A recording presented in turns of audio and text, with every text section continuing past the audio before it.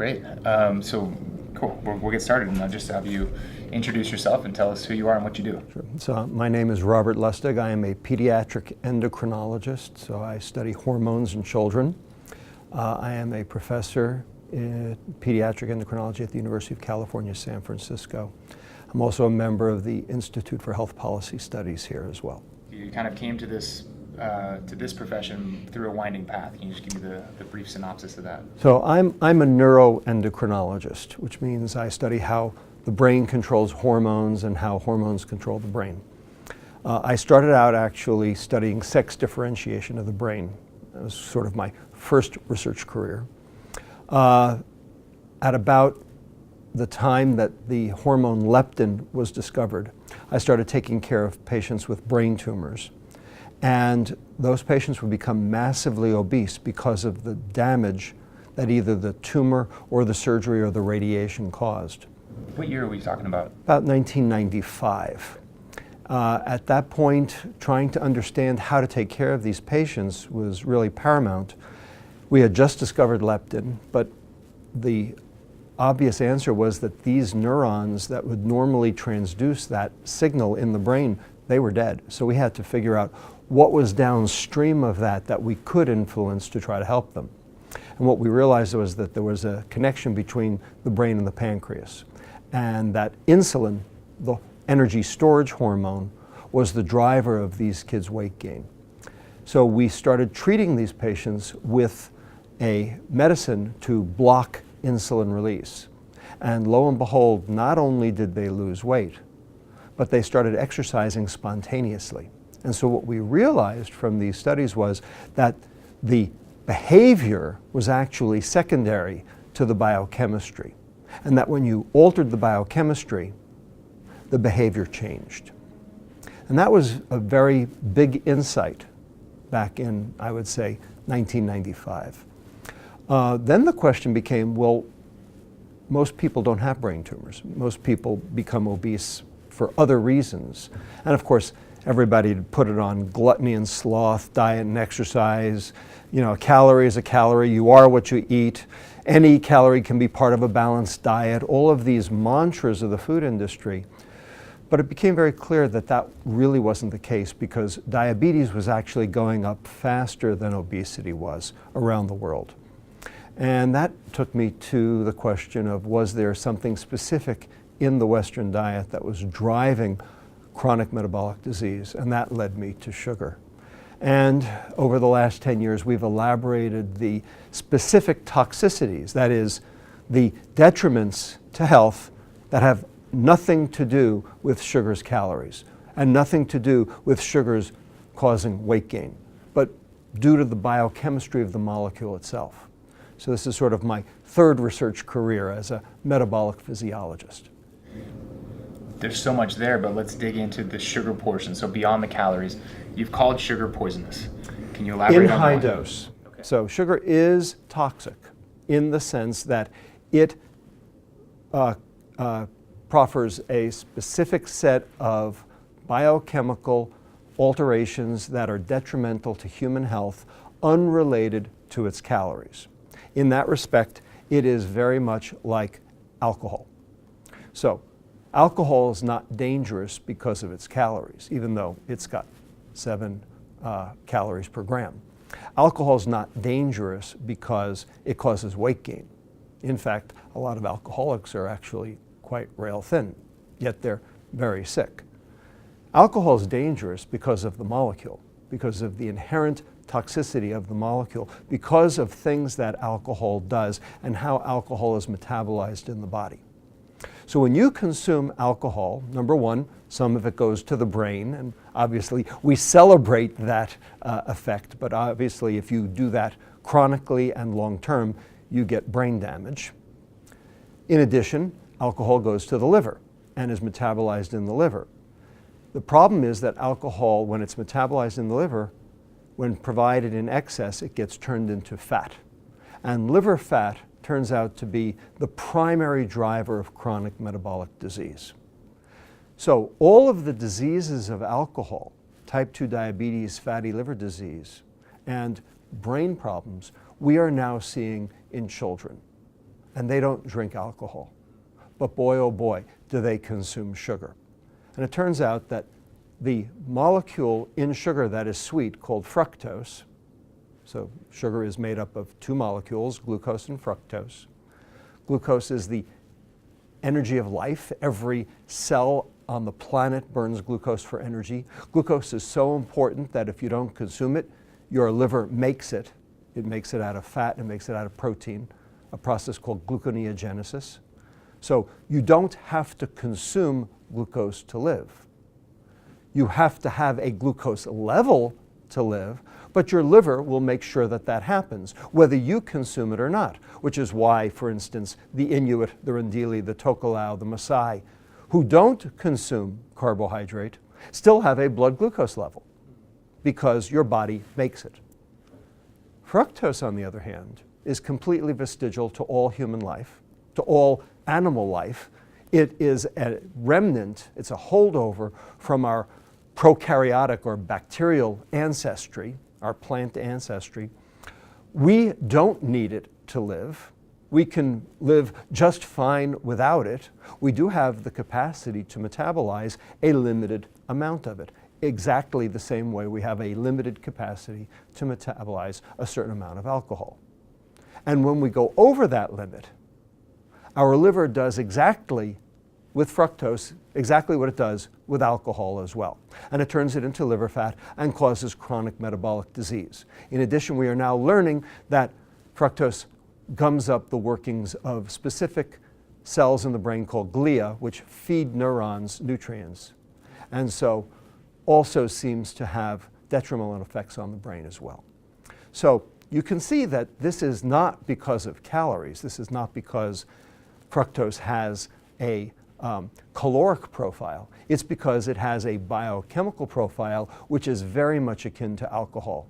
And it is for these reasons that this molecule fructose, and therefore sugar, is toxic unrelated to its calories. Sugar is the alcohol of the child. Children are getting the diseases of alcohol without alcohol. And the reason is because sugar is their alcohol, and we can't afford it. That's amazing. And so let's talk about the effects that are going on. I mean, from your seat, from your profession where you're sitting, what is the state of pediatric health and well-being in the United States? Well, we have a problem right now in medicine in general. We have two camps. We have the camp that has been in charge, shall we say, for the past 45 years. And that camp has basically come down on the side of the premise that a calorie is a calorie, that it's all about the calories, that if you're overweight, it's because you either eat too much or you exercise too little or both. And it's just that simple. And it's just a simple math problem. And anyone can do the math, which allows, shall we say, ancillary service professionals to be able to do the math as well. But this is not about math. This is about science. It's not the physics of the calorie that's in question here. It's about the biochemistry of specific foodstuffs and how they are handled by the body that is in question here. And not everybody understands that science. So what we have now is a burgeoning new nutrition, if you will, that is basically upending the previously held premises, and there's a fight, a revolution, a bloodless revolution so far, but nonetheless a revolution within the field of nutrition and health.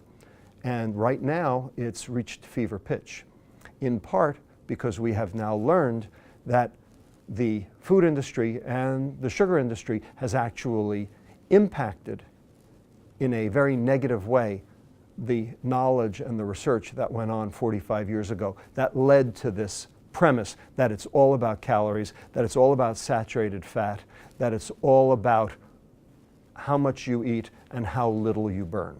We now know that that was a canard. We now know that that was a mistake. And so getting people to back away from something that they've believed for 45 years is not easy to do. Is it fair to call it a mistake, or was it more like a conspiracy, or was it more like a targeted approach and an intentional misrepresentation of information? That's a very good question. Was this, in fact, a conscious effort? And the answer is absolutely, and we have the data. My colleagues here at UCSF have actually dug up that data. A team, Kristen Carnes, who is a dentist, along with Laura Schmidt and Stan Glantz, who is the primary proponent against tobacco, have actually analyzed documents that the sugar industry, by, shall we say, happenstance, left behind. And by doing so, and by going and researching very specific collections in libraries around the country, found that indeed the sugar industry and the processed food industry have basically, shall we say, lined the pockets of specific health professionals to exonerate sugar and come down on saturated fat as the primary nutritional demon. We now understand this, and we are trying to, shall we say, re-excavate the foundation of our nutritional knowledge. It sounds so conspiratorial that when you're telling someone this, or I'm finding from my seat as either a trainer or a health professional trying to explain this, they find it unbelievable. Are there a few key events or dates or things that you point to in particular that are, I don't know, particularly disturbing? So, in the past, the food industry has published results of its own, and it has paid scientists to publish results that are in favor of the food industry. If you look at funding sources for nutritional studies, if a food company was the sponsor of a specific study, the odds are 7.36 times more likely that the results will be in favor of that food company. Whereas if you look at independent studies, it's 50-50. A perfectly good example of this was a paper that came out in 2013, which looked at the question, do sugared sweetened beverages promote weight gain? And there were 18 separate pieces of data in the literature. 6 sponsored by the beverage industry, and 12 that were independently funded. Turned out of the 6 sponsored by the beverage industry, 5 of those 6 said sugared sweetened beverages do not promote weight gain.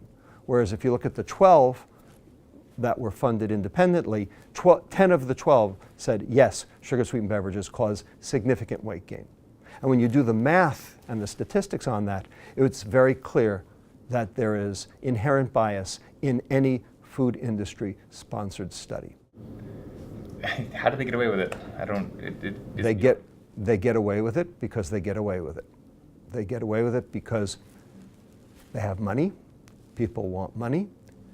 As my nemesis, Dr. John Sievenpiper at the University of Toronto, said on camera in the movie Sugar Coated, scientists want to do good research, and governments are cutting back on research dollars, and scientists want to do good research, and they'll go wherever the money takes them.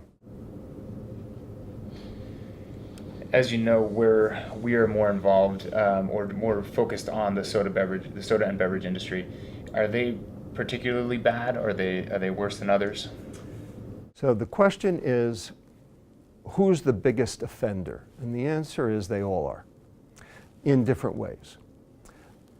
Soda and sports drinks are sugar plus nothing else. There's nothing in a soda or a sports drink that you absolutely need. Now, the industry says, well, you need sugar to live. And it's true, you need a blood glucose to live. You do not need dietary sugar to live, as we've already discussed. So if you come back off that premise that you don't need sugar to live, the question is, what's in a soda that's required? Is there anything in a soda that is required for life? There's sugar, which is not required. There's caffeine, which is not required. There's caramel coloring, there's phosphoric acid, and there's sodium, which you get plenty in the rest of your food. So the question I've posed is sugar a food? If sugar is not a food, then soda is not a food. And if sugar is not a food, then what are we doing in terms of our processed food environment? Have you ever been approached by them? Have they ever come after you, so to speak? Have you ever felt the heat of being the spokesman for the opposition? Well, let's put it this way. I have been summarily discredited by the food industry. When I was in Britain, I was on for 10 minutes on the BBC, and then they turned to somebody from the Food and Drink Federation, and they said, oh, but Dr. Lustig, he's been thoroughly discredited. I'm still here. I don't believe I've been discredited. I think, they're hoping that if they say it often enough, it might be true. If you repeat a lie most often enough, it becomes truth, right? That's right. It becomes their truth anyway. So I think, I've certainly been the subject of that kind of defamation. On the other hand, they haven't come after me in any sort of meaningful way. We're talking to a group of people who in 2001 read a dietary prescription and have lived by it ever since that ends with literally the words no sugar. So they know it, and a lot of these people are fit and healthy. So the question to you then is to talking to those people, why should they care? Why should they get involved? How does it impact them? Well, if they're actually really consuming no sugar, then it doesn't personally impact them. But I'll bet you that's not true. And the reason is because sugar beverages are only 37% of the added sugar in our diet. 16% are in things that we refer to as sweet or dessert, ice cream, candy, cake.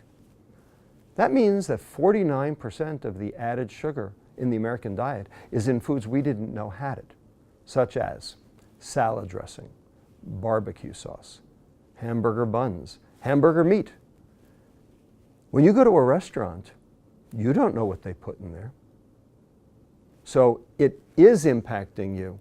It may be impacting you in ways you don't know. It's also impacting you societally because this costs money. Because there are 180,000 people who die every year because of sugar beverages, according to the article in Circulation from last year. This is costing Social Security. This is costing Medicare and Medicaid. Social Security is a Ponzi scheme, right? It's a pyramid scheme. It's a legal one, but a Ponzi scheme nonetheless. In order for Social Security to work, you have to have healthy young people at the bottom paying in so that the old infirm people can take out at the top. And there are much fewer of them than there are the young healthy people. But what happens when the young healthy people start getting sick? What happens if they're so sick that they're actually on disability? What happens if they're not paying in? What happens if they're taking out? The whole pyramid collapses. In addition, you might care because we know about something called absenteeism, but a lot of people don't know about presenteeism. Presenteeism is when people go to their job and can't do their job because they're in the bathroom peeing their brains out because of their type 2 diabetes. So you might be having to do their job for them, and that means that the employer, number one, can't fire them. Number two, they have to pay increased insurance costs on a sicker population, which means that they can't hire more people to help you do your job. So you're doing their job for them, and your employer is being prevented from being able to help you do your job. So even though you might not be sick, society is, and you care. So what's the light at the end of the tunnel? What is the most impactful action or actions that people could take, whether they're a sugar consumer or not? The first is educate the public. You can't have any form of societal intervention until the public is educated. However, education has never solved any substance of abuse. Did Nancy Reagan's just say no work? We have an opioid crisis. Bottom line, addictive substances are addictive. So you can have the knowledge that this addictive substance is ruining your health, your life, your family's life, and everyone around you, and you can't do a damn thing about it because it's addictive. That's the definition. Because the biochemistry is stronger than any behavioral effort that you can put up against it. That's the definition of addiction. So, education alone cannot solve this. However, you can't induce a societal intervention. You can't mobilize any sort of governmental forces to change society unless the public is educated and is willing to come along. There have been 4 cultural tectonic shifts in the last 30 years. Condoms in bathrooms, bicycle helmets and seatbelts, drunk driving, smoking in public places. 30 years ago, every single one of those was anathema. If anybody brought that up, particularly a politician, they would be laughed at and voted out of office because these were all liberty interests, things that the public had a right to do on their own. Well, guess what? Not anymore. In fact, by educating the public on each one of those, we have been able to soften the playing field, and public health has been able to get societal interventions for every single one of those. That's how public health works. So now we have the knowledge and now we have the data about sugar and its toxicity and its abuse, its ubiquity, and its negative impact on society. It meets all the criteria for regulation in some fashion. The question is, what should that regulation look like? Who should it be targeted to? How should it be rolled out? And ultimately, who stands to benefit and who stands to lose? These are all questions that have yet to be posed because we haven't gotten the public educated yet. The reason I'm appearing on this video is to educate the public. And your listeners, your viewers, because they understand this, should do the same. By spreading word. And so the Institute for Responsible Nutrition, is that, what initiatives, for example, would you guys be pursuing to that end? Right. So we started a nonprofit here in San Francisco 4 years ago now called the Institute for Responsible Nutrition. Online you can find it at responsiblefoods.org. We have just merged with a second nonprofit called the U.S. Healthful Food Council. And together we will be known as the Real Food Alliance. And the reason we did this is because, first of all, we had the same exact mission. That is to eradicate childhood obesity and type 2 diabetes. We had the science, but U.S. Healthful Food Council had the business model. What they do is, you know about LEED certification for buildings? Well, you have to purchase that seal.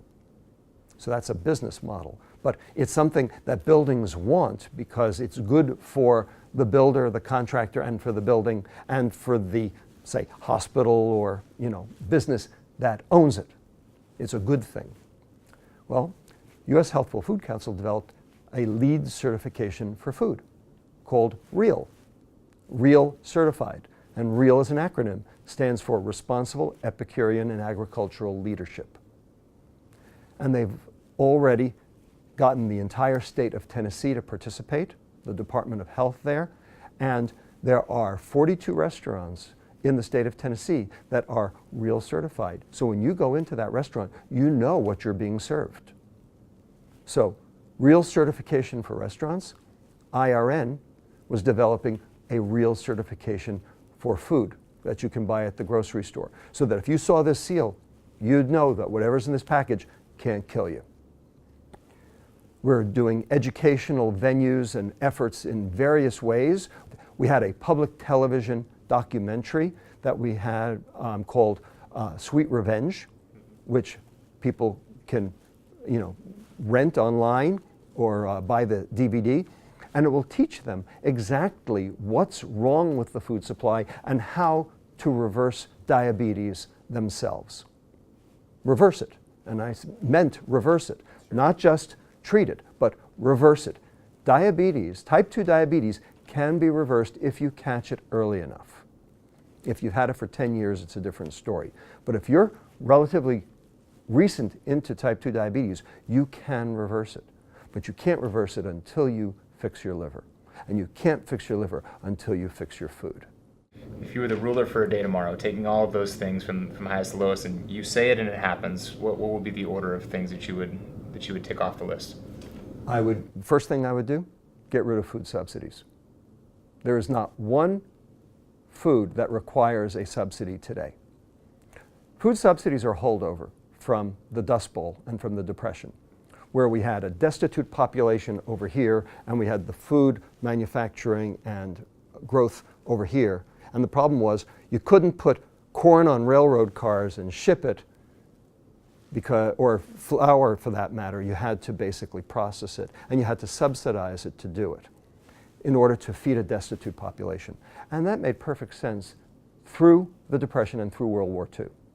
After that, this was a policy that should have basically expired. But people learned that they could make money at it, and so we doubled down. And then in 1971, with Richard Nixon basically wanting to make food cheap because he knew that fluctuating food prices caused political unrest, he told his agriculture secretary, Earl Butz, to go out to the heartland and get them to understand that we are going to make food cheap. And so he went there and he said 3 things: row to row, furrow to furrow, get bigger, get out. And so today we have monoculture. So we have all of the corn in Iowa and we have all the cattle in Kansas, and we have to spread petroleum products on the corn in order to make the corn grow, and we have to give antibiotics to the cattle in Kansas to keep them from dying from infectious disease. When they all lived on the farm together, we didn't have this problem. There is no food that requires a subsidy today. None. And the things that we subsidize are the things that kill us: corn, wheat, soy, and sugar. So if I had a magic wand, that's the first thing I would do. People say, well, that would make food prices go up. Actually, the Giannini Foundation at UC Berkeley modeled this in 2007. What would happen if we actually got rid of all food subsidies? And the answer is food prices wouldn't change, except for one item: sugar. If that's number 1, can you round it out? Will you give me 2 more? Sure. I would change the word type 2 diabetes. No one knows what it means. Diabetes is an Egyptian word, it's not a Latin word. It means siphon, because you're in the bathroom peeing your brains out. But no one knows what that means.